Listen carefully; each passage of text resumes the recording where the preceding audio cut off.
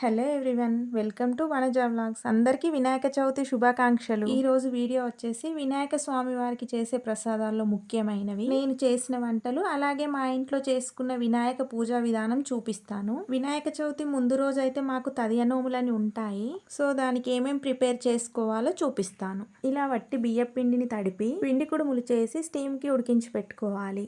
దీంట్లో ఆయిల్ కానీ సాల్ట్ కానీ ఏమీ వాడకూడదు. నెక్స్ట్ పొట్లకాయతో పెరుగు పచ్చడి చేసి నైవేద్యంగా పెడతాము. దీనికోసం పొట్లకాయని కడిగి కట్ చేసి కొన్ని వాటర్, ఉప్పు, పసుపు వేసి ఒక 4-5 మినిట్స్ ఉడికించుకోవాలి. అది ఉడికేలోపు పక్కన పరమాన్నానికి సిద్ధం చేసుకోవాలి.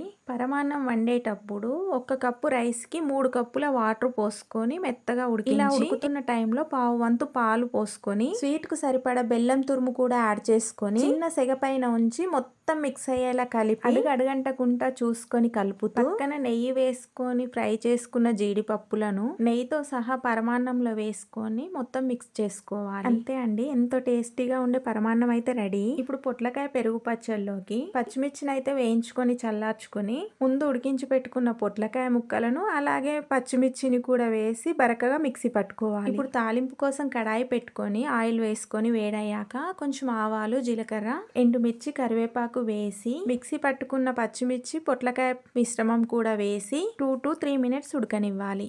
ఇక్కడ నేను ప్రసాదంగా చేస్తున్నా కాబట్టి ఉల్లి, వెల్లుల్లి వాడలేదు. లాస్ట్ లో కొత్తిమీర యాడ్ చేసి పెరుగులోకి షిఫ్ట్ చేసుకోవాలి. రుచికి సరిపడా ఉప్పు యాడ్ చేసుకొని మొత్తం మిక్స్ చేసుకోవాలి. అంతే అండి, స్వామివారికి ఈ రోజు పెట్టే కుడుములు, పొట్లకాయ పెరుగు పచ్చడి, పరమాన్నం అయితే తయారయ్యాయి. సో ఇవి స్వామివారికి పెట్టే నైవేద్యం కాబట్టి చాలా నీట్గా నిష్టగా చేసుకోవాలి. తదియనోములంటే వినాయక స్వామి ఫోటో పెట్టుకొని ప్రకృతిని పూజించడం అన్నమాట. దీంట్లో 21 రకాల పత్రి అయితే పూజిస్తామండి.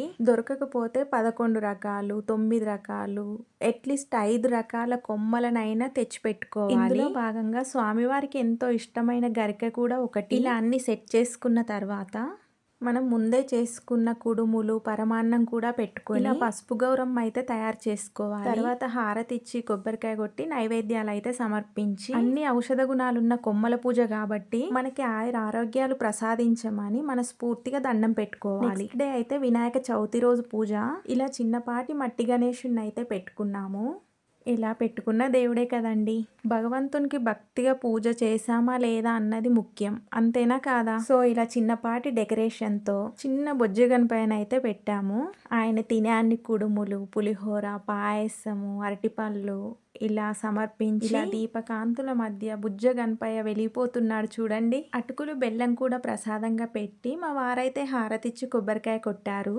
సో చూస్తుంటే చాలా సంతోషంగా అనిపించింది. సో ఇంట్లో అయితే పాజిటివ్ వైబ్రేషన్ ఉండాలని దండం పెట్టుకొని అందరం బాగుండాలి, ఆ స్వామివారి ఆశీర్వాదం మనపై ఎల్లవేళలా ఉండాలని కోరుకుంటూ మీకు ఈ వీడియో నచ్చుతుంది అనుకుంటున్నాను. వీడియో నచ్చితే లైక్ అండ్ షేర్ చేయండి. మన ఛానల్ని సపోర్ట్ చేయండి. Thank you for watching. Bye అండి.